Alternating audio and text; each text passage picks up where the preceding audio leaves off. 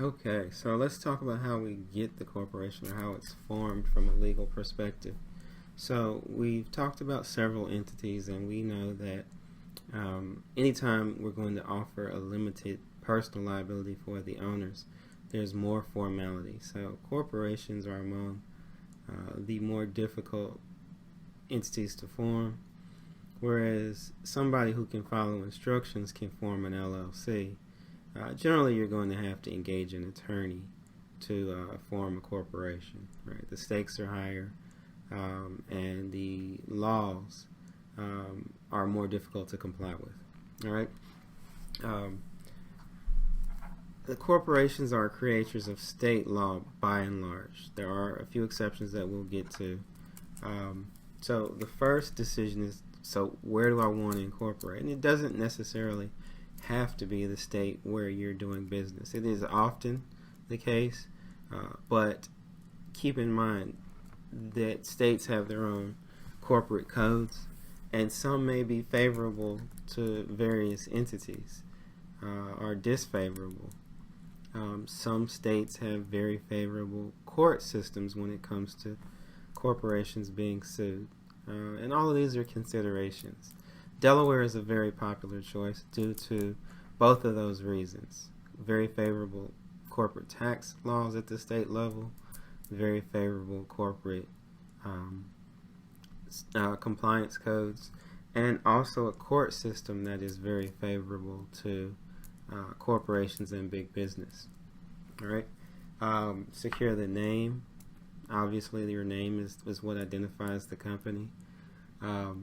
And in many cases, you'll have to file the name doing business as. Articles of incorporation, which is similar to any other chartering document. It has to state the purpose of the corporation. Usually it's stated very generally, which it would include to operate legal business enterprise for a profit or something along those lines.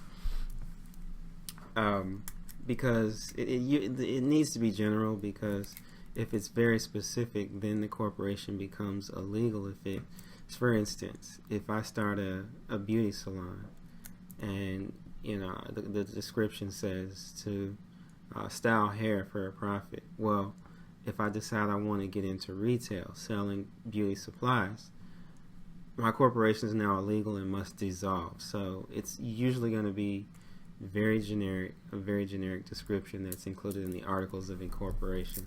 Something along the lines of to operate a legal business enterprise for a profit. It's going to include the registered agent of service and an address. All right, so that's who you let know if you need to sue the corporation, and the address of the corporate office. All right, those are filed with the state. All right, typically it's the Secretary of State. In Ohio, it would be the Secretary of State, and then need to hold the first meeting to adopt the bylaws. Right, and once you've done that, you have a corporation.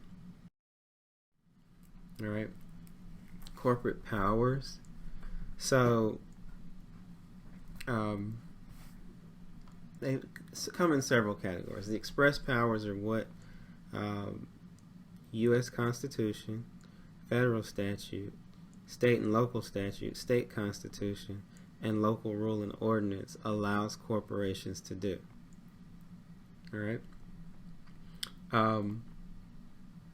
And also the corporation's own bylaws. For instance, if the corporation has the ability to issue no par stock, but the bylaws require stated value or par value stock, then the corporation would be breaking the law if it issued no par stock, because its own bylaws have the function of law in the operation of the corporation. All right, so that's the way that works. Implied powers are kind of the negative inference. So if express powers are the positive, what explicitly the corporation is legally allowed to do, the implied powers is the negative inference that there's no law precluding this, and it does further the interest of the corporation. So the corporation has implied powers to take certain actions. All right. Ultra vires doctrine. These are powers that exceed both express and implied powers, i.e., it's an illegal act. In the instance I just laid out, if the corporation issued stated value stock or no par stock, it's an ultra vires act, and that would allow a Secretary of State or a judge's court order to dissolve the corporate form. Secretary of State, typically that would be the state district attorney that would make that, take that action. Attorney General, I think I said district attorney. So we talked about double taxation is the biggest drawback to the corporate form of ownership. You could add to that, corporations are also very highly regulated. All right, so why go through the rigmarole?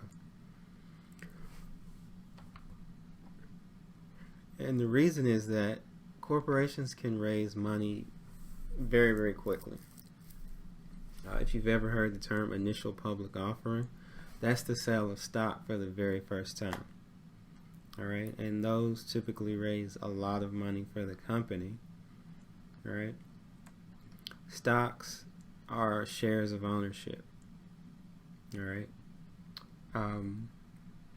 and so that's one avenue that corporations have to raise lots of capital in a relatively short amount of time and then invest it in the business to make more money.